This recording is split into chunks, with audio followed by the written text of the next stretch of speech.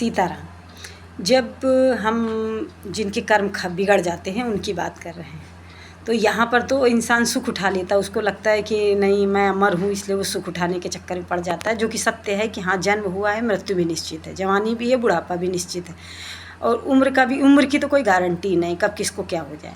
पर फिर भी इंसान गलतियाँ करता है, हम बहुत बड़ी बात बोल रहे हैं, फिर भी इंसान गलतियाँ करता है और उसके कर्मों की सज़ा उसको कितने जन्मों तक भोगनी पड़ती है।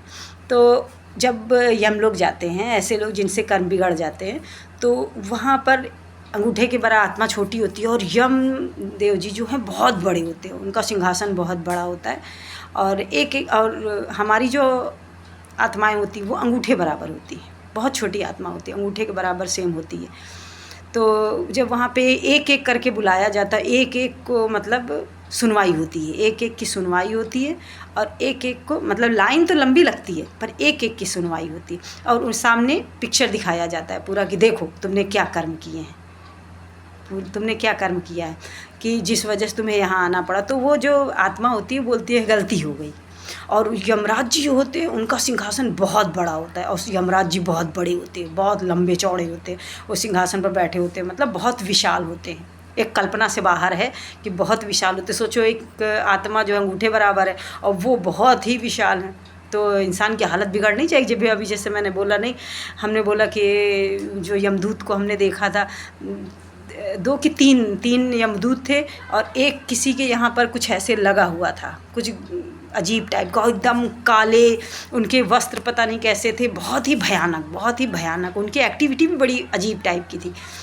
तो जब इंसान संत लाइन पर जब गुरु कृपा होती है तो वो दर्शन करा ही जाते हैं, ताकि बता सके इंसान या अपना जान सके अपनी कि गलती नहीं करनी चाहिए।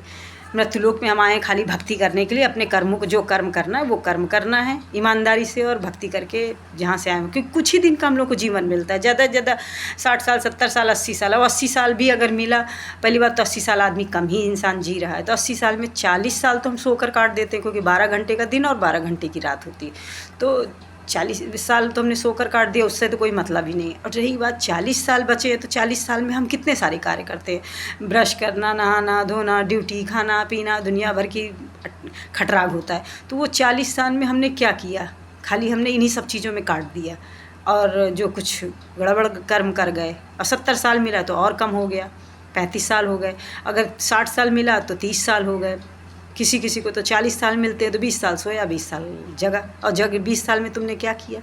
तो वही आपसे बोल रहे हैं। फिर यमराज जी बोलते हैं, बहुत तेज दहाड़ मारते हैं, गर्जना करते हैं कि तुमने जब यहाँ से जब तुम गए थे, तुमने क्या बोला था, प्रभु मैं जा तो रहा हूँ, मैं इतनी भजन करूँगा, इतना भजन करूँगा कि मैं कभी यहाँ पर पलट के ना आऊँ। पर फिर तुमने किया क्या कि फिर तुमको यहाँ पर आना पड़ा ना। तो इसलिए ऐसे कोई कर्म मत करो कि जिससे हमें नर्क लोग जाना पड़े। भगवान ना करे कभी कोई किसी से कर्म बिगड़े और कभी नर्क जाना पड़े, क्योंकि इंसान ना देख पा रहा है और ना समझ पा रहा है, और फिर उसके बाद फिर उसकी बिगड़ गई। और फिर उसके बाद पहली बात तो यमलोक में जो सभा लगी उनकी गलतियाँ गिनाई गई, दिखाई गई। उसके बाद फिर नर्क लोक जाओ तो नर्क लोक बहुत भयानक है, जो गरुड़ पुराण में लिखा है वो सत्य लिखा है, वो बहुत भयानक है। अब सोचो कि जब इंसान मरने लगता है तो से खाली यमदूतों को देखता है तभी उसकी लैट्रिन बाथरूम छूट जाती है। कितना भयानक होंगे कि लैट्रिन बाथरूम छूट जाती, सोचने वाली बात है। हम लोगों ने तो हमको तो भगवान ने दिखाया तो हम देख रहे हैं, तो कितना भयानक होंगे कि लैट्रिन बाथरूम इंसान की छूट गई। तो सोचो वहाँ पर वही यमदूतों के बीच में रहकर हमको दंड मिलता है, वही सज़ा मिलती है, और वही यमदूत जो है हमारे साथ रहते हैं। तो सोचो कितना भयानक मंजर होगा। तो ऐसा हम कर्म क्यों करें कि हमें नर्क लोग जाना पड़े, हमें यम लोग जाना पड़े। खुद यमराज जी कहते हैं कि तुमने ऐसा क्यों कर्म किया, मृत्युलोक पर गए थे, भजन करने गए थे, भक्ति करने गए, भगवान का नाम लेने गए थे, तुमने ऐसा कर्म क्यों किया कि तुम्हें यहाँ आना पड़ा। हम तो चाहते हैं कि कभी यहाँ कोई आए ही ना। खुद यमराज जी कहते हैं कि हम नहीं चाहते कि कभी यहाँ कोई आए, ऐसे उसके कर्म बिगड़े। पर इंसान फिर भी सब जानते हुए भी इंसान गलतियों पे गलतियाँ करता चला जाता है, और कितनी गलत कंडीशन पहुंच जाता है। फिर उसके बाद जब वो नर्क भोग लेता है तो उसके बाद उसको कहीं चीटा, कीड़े मकोड़े, कॉकरोच, इन सब योनियों को भोगना पड़ता है। फिर भोगने के बाद कहीं उसको कितने लाखों जन्म कीट पतंग सबका लेने के बाद फिर कहीं हम मनुष्य जन्म पाते हैं, फिर उसके बाद फिर हम आते हैं, फिर वही गड़बड़ कर जाते हैं। तो इसलिए गड़बड़ ना करो, ना हम लोग जाना पड़े, ना नरक लोग जाना पड़े। भगवान का भजन बस करोगे वही बचा सकते हैं, नहीं कोई नहीं बचा सकता है, और अच्छे कर्म हमें बचा सकते हैं। सीताराम।